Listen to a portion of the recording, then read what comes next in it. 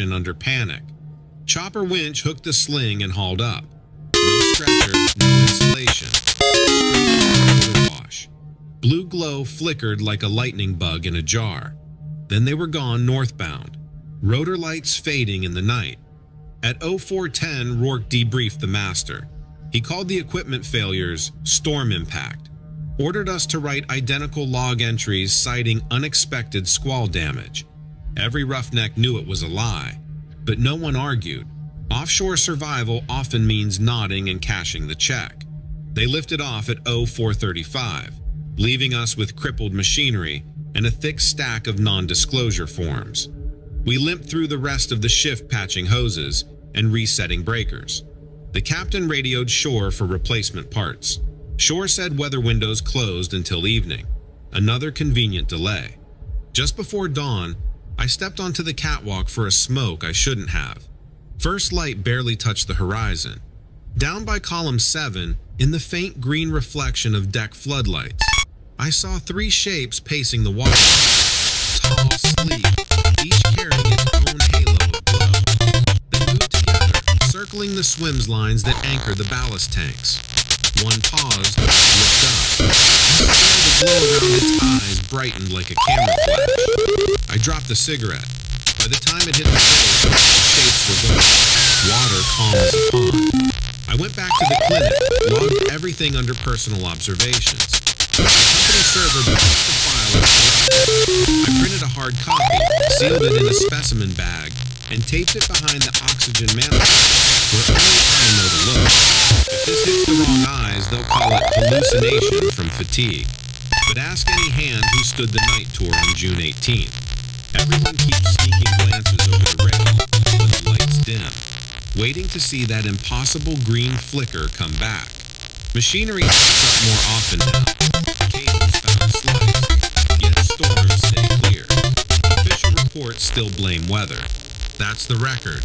If the Gulf blows again, remember, some things from beneath don't want our help. They just want their own back, and they know how to cut us loose.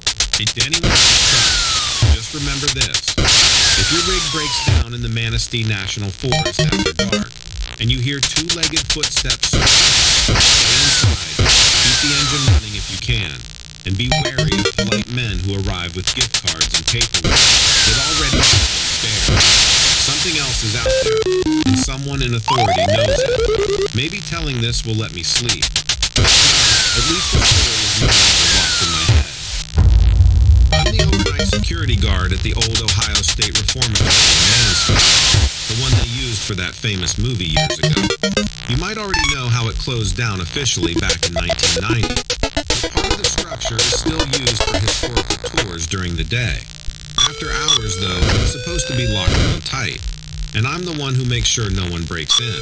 Tourists have no business there at night, and usually it's all quiet.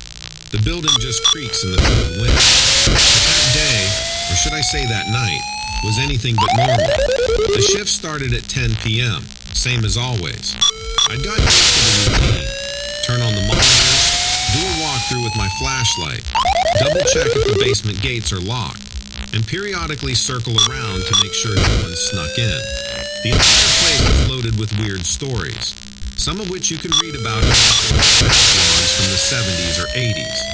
One ex-guard apparently wrote that he saw lights flickering in the old infirmary corridor upstairs. I never put much stock into ghost stories, though I heard enough from a few of the day security folks who swear up and down that they've seen bizarre shapes moving at the end of dusty hallways that are supposed to be empty. Usually I just chalk it up to drafts, old wiring, or my eyes adjusting. But I can't ignore what I experienced the other night. I'd done my third walkthrough around 2:30 a.m. Normally, I don't feel uneasy because these corridors have become something like a second home, as odd as that sounds. But I got this strange urge to linger near cell block B, a long, dingy hallway with peeling paint flaking off the iron bars. You can still see tattered blankets in some cells, left behind from who knows when. Parts of the block are barred off to the public, but I have the passkeys to drop in any time. So that's exactly what I did.